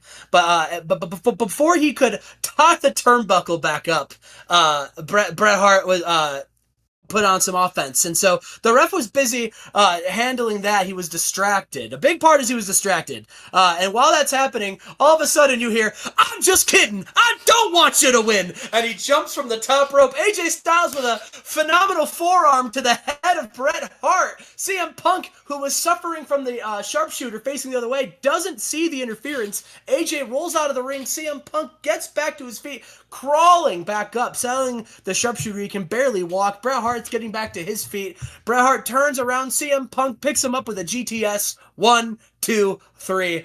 Ladies and gentlemen, your winner, CM Punk. Yeah. Oh, got that 100.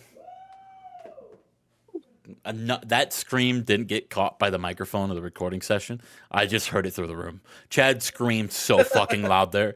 My mic could have possibly caught that. So I'll have to watch it back and listen to it. But Chad screamed for that. Your first 100. I apologize if I shattered your eardrums. First one in a minute. Yeah, first one in a while, Chad. Wow. Punk and I got one on Raw or SmackDown 2 weeks ago, randomly, by the way. Nice. Stasiak and Austin took on the Legacy and I got a 100. So that was crazy. C.W. Anderson is first 100.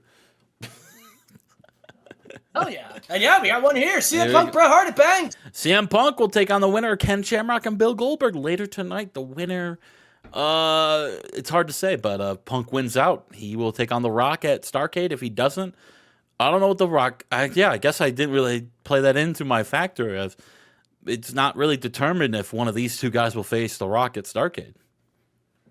Yeah, it's not. Unless they win it all. Speaking of Starrcade and facing The Rock...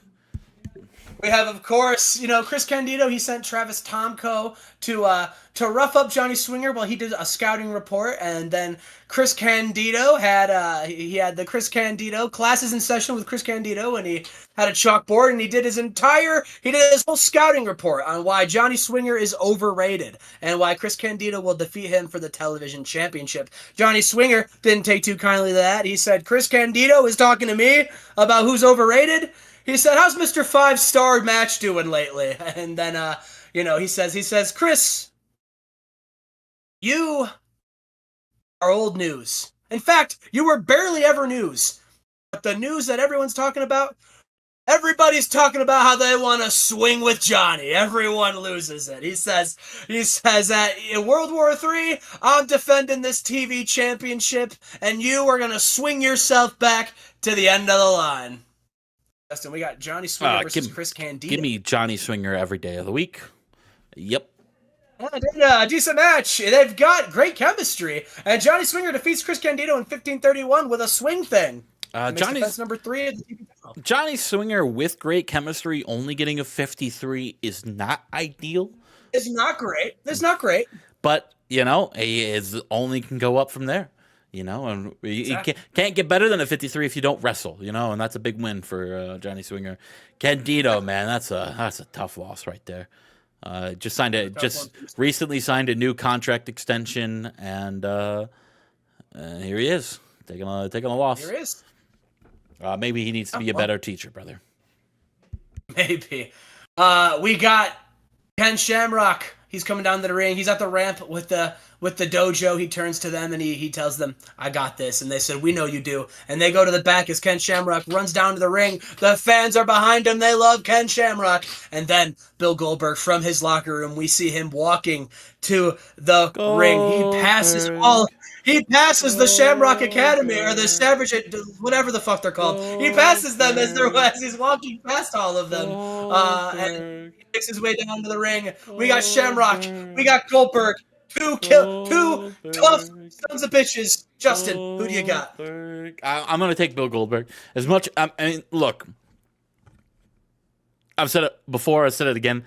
Ken Shamrock deserves to be world champion. He's not only a freak athlete, but every time you put him in the ring, there's no one in ring performances better than Ken Shamrock other than like Rock and Bret. This guy, in and out, day in, day out, week in, week out, month by. It doesn't matter who he's in the ring with, what he's wrestling, who he's wrestling, what kind of match. It doesn't matter. Ken Shamrock has consistently performed and shown you that he could be the leader of a brand, of a championship, of a company. But it's Goldberg. And in that case, Ken Shamrock once again comes up short and loses to Bill Goldberg. Goldberg will win this match. We will have to see as we move on to that segment. And about that sensational wrestling and fantastic heat, Bill Goldberg defeats Ken Shamrock in 1933 with a spear. Ken Shamrock, he took Goldberg to his limit. There was even a couple times where it looked like he had him, but Bill Goldberg is on a mission, and that mission is World Heavyweight Championship gold, and he comes even closer to getting it with a win over Shamrock. Justin, Bill Goldberg is in the ring. He's celebrating. And then, Justin, the Paul Heyman guys flood the ring. Minoru Suzuki, Masahiro Chono, Big Daddy V, Rey Mysterio, Mick Foley, they come down to the ring and they start beating up Bill Goldberg. What are they doing?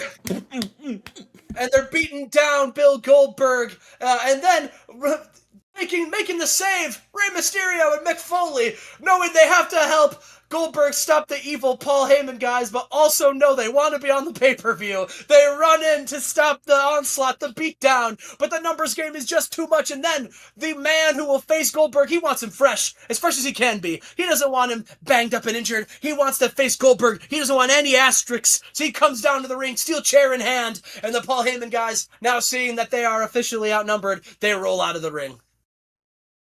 Paul Heyman guys are the biggest cowards in this fucking company. Not only can they can't win matches, they can't even beat up Goldberg 3-on-1. Where the fuck's Raven at, brother? They were beating up Goldberg 3-on-1, but then three dudes came out. 3 dudes. First off, why do Ray and Mick Foley give a fuck? They don't like Paul Heyman guys either. It's like why is Kevin Owens and LA Knight coming out to celebrate with Cody after he won the title? They don't like the Paul Heyman guys, so they're going to come out here and they're going to stop him. Where was Big Show and Billy? They just lost to Chono and Suzuki. They just beat them. They should come out. They're celebrating their tag team championship wins in the back. They're getting drunk. Jesus Christ! I just whatever. Hey. That's the first thing I don't agree with, but if it's the one thing I don't agree with is who's coming to save Goldberg, who for some reason needs saving. He's not a face. He shouldn't be saved at all. Now it makes me have pity for Goldberg. Why do I want to care about Goldberg now? Listen, he's an asshole. That's not Goldberg's the machine. He's been an asshole. He's been an asshole in the past for sure, but listen, they came out to make the save. I know, but Goldberg's been booked like a heel. He speared Jeremy Borash earlier tonight. Well, people laughed at that. They thought it was funny. Yeah, but that's still not. You don't do that as a good guy. You don't spear the face interviewer as a good guy. That's bad guy stuff. As a fellow good guy, if I'm Rey Mysterio, I'm like, oh shit, cool. Goldberg's getting beaten up. Punk, I get you want to beat up Goldberg, fair and square, but for people to come out and say Goldberg when he's obviously not a good, he's a piece of shit as he's been for months, is a interesting choice for Rey Mysterio and Mick Foley to do. But hey, what am I? I'm not Mick Foley. I'm not Rey Mysterio. Kanyon has cost Fit Finlay an opportunity at the U.S. Well, actually, no. Fit Finlay lost to Raven straight up, and then Kanyon saw as a pathetic sign of weakness and betrayed his friend Fit Finlay, a man who jumped off of a ladder to save Kanyon from getting beaten down. That's how he repays him. And Fit Finlay, he said, you know what? I want my revenge, but I want to fight. I want to kick your ass. And so, Justin, he challenged Kanyon to a Belfast brawl tonight. Oh man, this is gonna get hot and heavy real quick. Give me man, if Finlay loses his own match, I'm gonna be pretty mad for him. Give me Fit Finlay. And then about to have great hitting and wrestling. For leverage. Kanyon defeated Goddamn Fit no Finlay DQ match. He's the ropes for leverage, I guess. What are we fucking doing here? 10 minutes. Yeah, I mean, Finlay sucks. Good win for Kanyon, finally coming back. But yeah, Finlay stinks. We have here, Justin, they had advertised an episode of Steiner Shoots at the playoff, and Scott Steiner says, well, welcome to Steiner Shoots. Now, We had a show planned out. We were going to talk to both The Rock and Rob Van Dam, and we were going to ask them both who they wanted to see win the tournament, but now Rob Van Dam's fired, and The Rock is a bitch. So we decided not to talk to either of them, and instead, I'm going to talk to Booker T about who he wants to win the tournament. Book, what are you thinking? Why was that Randy Savage? Randy Savage, brother. Sucker, let me tell you something, Scott. I don't give a damn who wins the playoff. And Scott's like, yeah, Book, I kind of agree. It's not either of us, so why do we care? And then while they're talking, Paul Heyman comes out. And Scott says, Paul, why the hell are you out here? Haven't we seen your ugly face enough? And Paul's like, ladies and gentlemen, I am sick and tired of this company. This has been a horrible night for the Paul Heyman guys. This has been an absolute travesty. One that we don't have Rob Van Dam. We don't have the World Heavyweight Championship. We don't have the Tag Team Championships. But fear not, because we do have the Trios belts. And so tonight, you saw my boys. They're fired up. They're ready to fight. And if it wasn't for Rey Mysterio and Mick Foley poking their nose into where they don't belong, we would be having Goldberg beaten down. So clearly tonight, the message wasn't sent through. The message wasn't clear. So tonight, you know what? If Goldberg can compete in multiple matches, so can we. We're defending the Trios Championship tonight. You can have any trio in the back that wants an opportunity at us. And Scott Steiner and Booker T, they look at each other, and Scott says, you want to defend those Trios Championships tonight? He's like, yeah, that's right. Booker T's like, they are some pretty belts, sucker. And he's like, yeah, you're damn right. They're very pretty belts. They're beautiful. Scott's like, would you consider them an expensive bounty? And Paul Heyman's like, I would expect them to be one of the most coveted belts in the industry. And Booker T says, say less, as the bounty hunter Ace Steel's music hits. Booker T are these guys faces now? They say, we'll take on an opportunity for those trios belts. There, you're on. Justin, go on to our next segment. We got about the head Great Heat and Good Wrestling as the Eaton Empire defeat the Paul Heyman guys in 1628 when Ace Steel pinned Big Daddy V with a steel spike, and they win the trios titles. Two things. Again, my problem right now with WCW, I don't know whose faces and whose heels. 2 months ago, Ace Steel was trying to kill Juventud Guerrera, and now he's a face with Booker T and Scott Steiner. And the Paul Heyman guys might be the biggest group of fucking losers I have ever seen. It's been a bad night for them today. I have to do some things, so we needed to have them lose the belts tonight, unfortunately, and so that's what they're doing.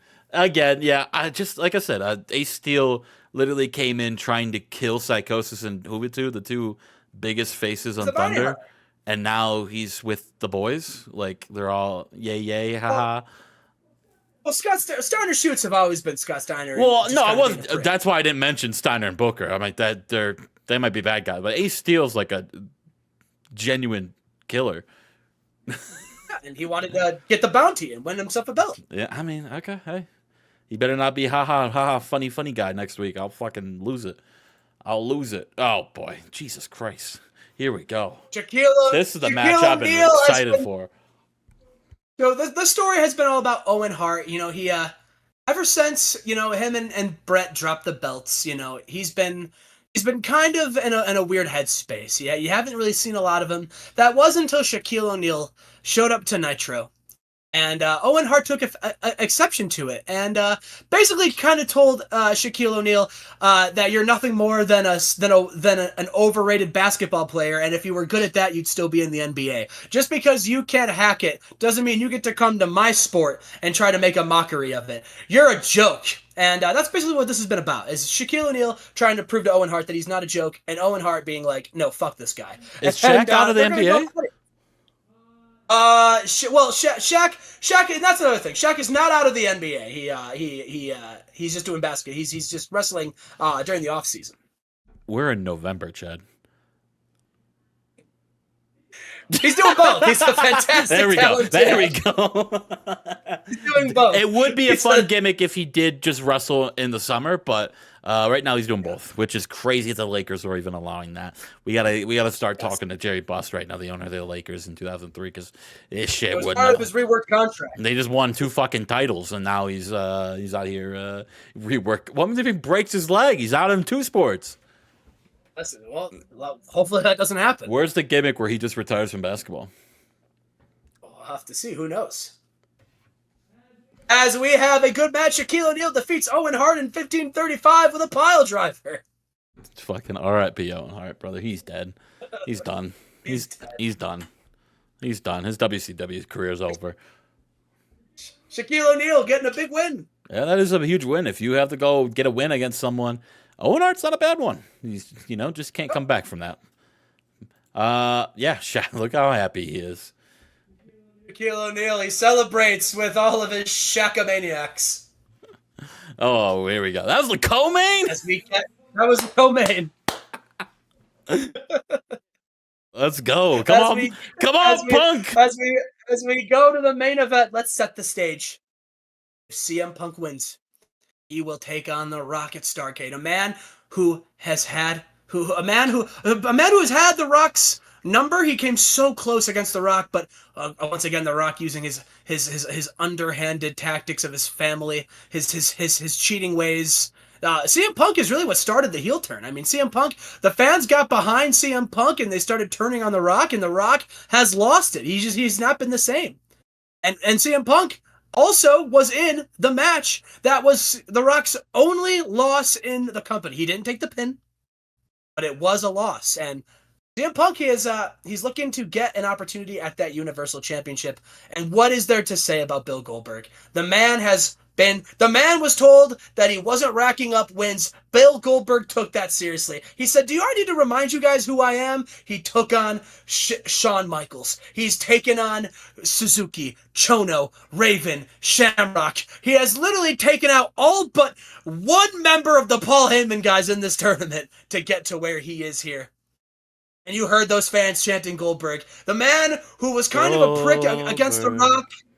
He went away to try to find himself, and he came back, and he's been doing what he does best, destroying people. And tonight, the only thing that stands in his way from a World Heavyweight Championship is CM Punk. We got Bill Goldberg. We got CM Punk. Justin, who do you got? Again, who do I got? Who do I want? Are 2 different things. I mean, no one's beaten Goldberg as much as. Look, and another thought popped in my head about that Rey Mysterio save. That's probably not the guy you want winning the world title anyway. Come on now, guys. Fucking idiots. You let him get beat down. You put aside your anger for the Paul Heyman guys and you think world title. They're the baby faces. They're dumb. Goldberg's not a baby face. Well, I just said he's been winning the fans over. This entire thing has been about Goldberg finding himself and getting back to what made Goldberg so beloved and and the terror that he is, which is being a fucking machine. I shouldn't have attacked Jeremy Borash. That's the ultimate babyface. I've turned my back on Goldberg since that moment, and I'll never turn my back to him again, or never have my fanfare. I'll never turn my back in front of him. I will never turn my back towards him again. Give me CM Punk. Wipe that smug off this piece of shit. For Jeremy Borash, give me CM Punk. Well, let's get to the match. Oh. An unbelievable match. Why would Goldberg defeat CM Punk in 2029? The Rock came out because The Rock didn't want CM Punk to win. He doesn't want to face CM Punk. And Goldberg wins the World Heavyweight Championship. Justin, he did it. Yeah, okay, yeah. Sorry, anticlimactic. The Rock's probably going to face him anyway, dumbass. Oh. Who's to say? But the real question is, who's going to take on Bill Goldberg at Starrcade now? Because he's the new World Heavyweight Champion. Oh, man, all that for him not win clean is crazy. All right, yeah, that's cool. All right, Goldberg's your world champion. Goldberg is your world champion. 96, WWE takes it. Takes it again. Come on. Another one for the good guys. Ha ha. If only there was some logical way we could have had CM Punk and Brett main event. You could have just had Goldberg. Here. Goldberg Ken was for the winner of the Nitro side, and then for the World Championship, and then the winner of that never faces the winner of Punk and Brett. The winner of Punk and Brett faces Rocket Starcade. Two separate things. The winners never face each other. Punk Brett's main event. There you go. Boom. Well, that certainly is something we could have done, but it's not what we did. well, yeah, I answered your question. Yeah, yeah.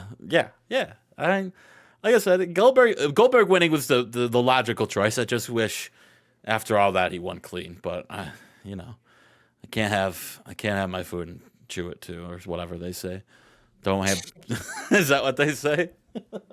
That's not the expression. Oh, fuck me. We'll see you for Starcade.